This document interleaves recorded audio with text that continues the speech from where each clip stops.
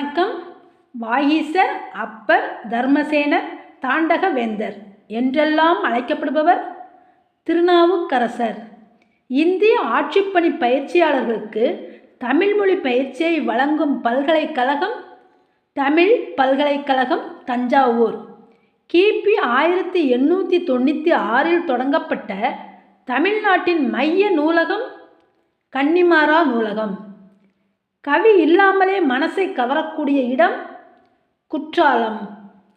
காவடி சிந்தின் தந்தை என அழைக்கப்படுபவர் சென்னிகுளம் அண்ணாமலையார். தந்தை பெரியாரின் வேண்டுகோளுக்கிணங்க 25 நாள்களில் திருக்குறளுக்கு உரை எழுதியவர் புலவர் குழந்தை. வடமொழியிலிருந்து தமிழில் தழுவி எழுதப்பெற்ற நூல் யசோதர காவியம். நன்னூலை இயற்றியவர் பவணந்தி முனிவர். நன்றி.